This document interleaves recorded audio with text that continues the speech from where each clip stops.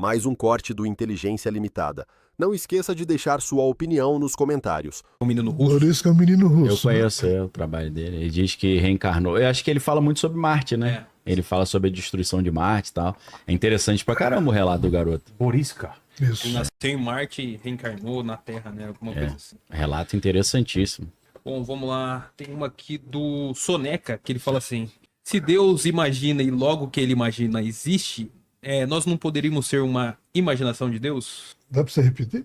Se Deus imagina e logo que ele imagina existe, nós não poderíamos ser uma imaginação de Deus? Tem a ver com o pensamento do Charles Barkley, né? O filósofo, né? Então, se a gente quiser brincar, o que é que vem antes do depois, se depois de um antes vem um depois?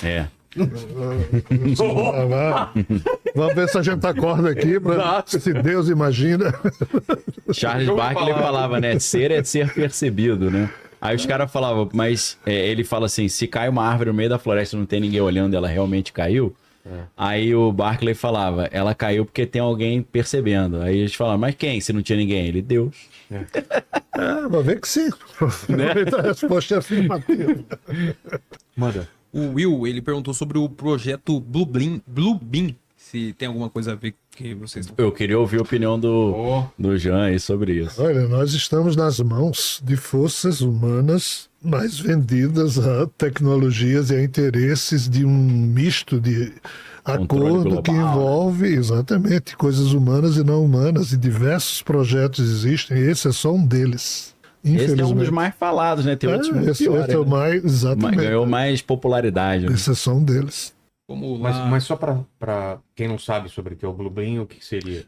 Existe uma encenação preparada, mas eu não acho que seja só isso, mas a turma diz. Uma falsa invasão alienígena. Uma falsa invasão, a encenação de uma falsa invasão alienígena usando holografia, mas não é só isso, não. É um conjunto de coisas. Tem naves criadas pelos seres humanos também para simular OVNIs. Né? Tem OVNI junto, é difícil separar o que é holograma, o que é nave humana, o que é nave não humana, é difícil. O Elazar, ele fala assim, Daniel e Jean, o que vocês têm a dizer da narrativa que o criador criou Demiurgo, no qual criou este nosso mundo imperfeito e que devemos nos iluminar e superar este mundo imperfeito? Essa teoria é interessante, né? Eu creio que o Demiurgo é o grande arquiteto do universo, né? Que estava trabalhando junto com o empreiteiro lá e com o encarregado e que achou uns defeitos na obra e falou, vou mudar essa obra aqui. Só que aí o dono da obra falou, não muda não. Ele falou, não, vou mudar, e deu uma zebra violenta.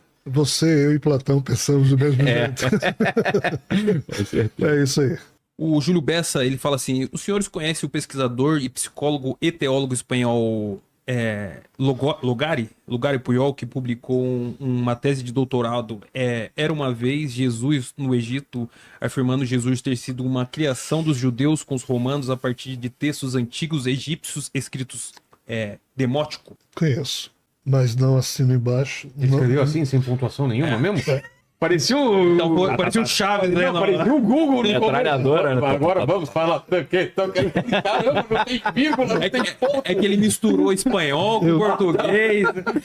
Eu não ratifico essa tese, e ainda que eu não confirme o nome do autor, porque realmente eu não me recordo o nome, mas há filmes que afirmam isso. Zeitgeist é um dos filmes que defende esse tipo de tese. Mas assim, olhando a igreja, olhando a história do cristianismo, da igreja católica, a arquitetura das ideias não passa por uma simples cópia da mitologia sobre Osíris, Horus e Sefirot. Né? Eu respeito, mas não concordo. Mitra também. Pois é. A Malu Silveira, ela tá perguntando se vocês poderiam falar sobre Maria, mãe de Jesus, em relação a todo esse contexto. Então, cara, o que a Bíblia diz sobre ela? Bendito és tu entre as mulheres e bendito é o fruto do vosso ventre, Jesus. Então é uma pessoa muito especial, né? A palavra Maria tem a ver com o nome Mara ou Miriam em hebraico, que significa rebelde ou tristeza, amargura. Aí todo mundo fala, pô, mas Maria não significa rainha? Até onde eu sei pelo hebraico, não. Aí você fala, caramba, mas a mãe de Jesus tinha amargura? Tinha, porque ela não suportava ver o sofrimento do povo. Aquilo fazia mal para ela. Então, na minha opinião, quando o anjo chegou e falou, você vai ficar grávida virgem, e isso pode comprometer sua reputação, ela falou, não quero nem saber, eu vou cumprir essa missão, se for para ajudar a humanidade, eu vou ajudar. Então, ela abriu mão da sua reputação, podendo ficar grávida solteira e virgem, para aceitar esse projeto aí de trazer Jesus ao mundo para ajudar a humanidade. Então, a mulher, para mim, de alta nobreza, né? No dia que você for visitar o túmulo de Daniel e o meu vizinho dele, vai ter uma lápide no Daniel. Aqui estava uma boa pessoa e no meu, aqui estava um cara chato pra cacete. Que só fala mal. Não, eu gosto de reforçar isso na minha posição como protestante, porque os caras protestantes não gostam de Maria, odeiam Maria. Pra quebrar um dogma, isso é uma espécie de dogma. Concordo, mas eu assim, creio nisso, não é só uma propaganda, não. Maravilha. Mas assim, eu acho Maria figura... Primeiro, eu acho uma falta de respeito sem tamanho alguém engravidar uma menina de 15 anos. E Maria foi engravidada sem ter relação sexual com ninguém. Isso é de uma violência sem tamanho. E nós somos tão românticos. Escolhida por Deus. Que Deus faria um negócio desse, cara? Pra quê fazer um negócio desse? Podia ter esperado ela chegar aos 18, aos 19, casar. Não, fez naquela hora. Aí Maria, José, eu tô grávida. Maria, pelo amor. Ou seja, José que deu o show dele de suportar aquilo, porque Maria ia ser apedrejada.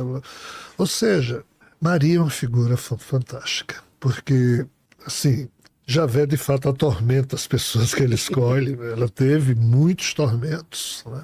E Maria, ela trazia em si um sangue da tribo do último filho de Jacó, né, de Benjamim. E essa tribo Benjamim foi uma das que no Império Assírio, na época, conquistou o reino de Israel em 722, que eram as 10 tribos do norte. E essas tribos foram levadas como prisioneiras para o Império Assírio, que dominava a Europa.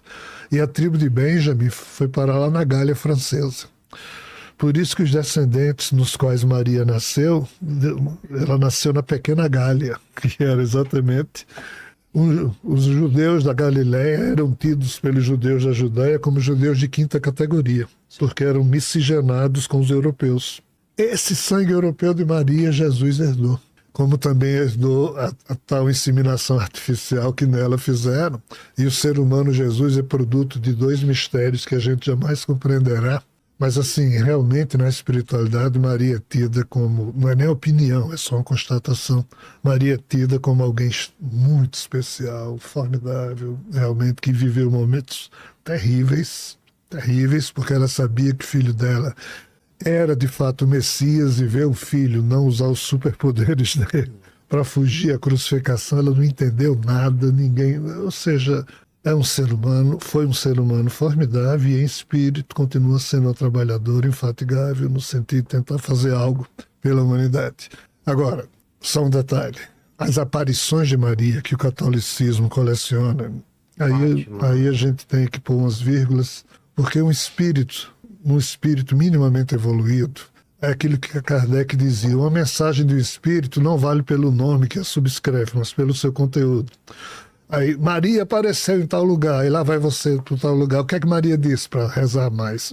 Ninguém iria, em sã consciência, fazer um esforço formidável para provocar uma aparição, para reforçar catolicismo, Então, assim, tirando esse aspecto que nós humanos criamos em cima da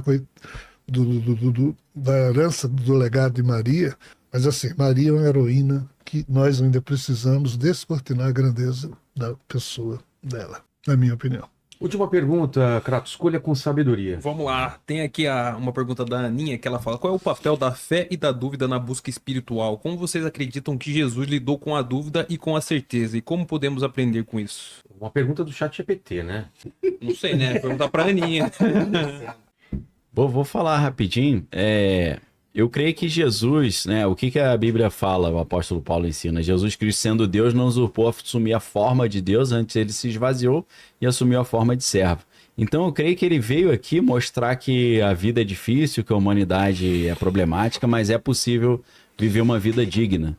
E ele só poderia mostrar isso se tornando humano.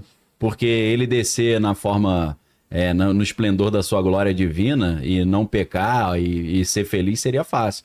Agora ele vir aqui viver as experiências e ser trucidado, moído, mas ressuscitar e falar, viu, passei por tudo, não perdi minha dignidade. Eu acho que ele só poderia ter feito isso se ele se fizesse humano, para mostrar que é possível ser digno sendo humano, minha opinião. Faço minhas suas palavras, está perfeito. É isso aí, esse é o grande exemplo de Jesus, é o grande testemunho dele. E assim, Jesus diz, mesmo revelando uma série de painéis complicados da vida, mas no fundo ele acreditava no ser humano e o investimento dele era na melhoria do ser humano. Então, acho que essa é a grande mensagem que a gente deve carregar nos nossos corações. Na minha pequenez é o que eu tento fazer. Esse foi o corte. Quer ver o conteúdo na íntegra? Todos os links na descrição. Não se esqueça de deixar sua opinião nos comentários, deixar o like e compartilhar.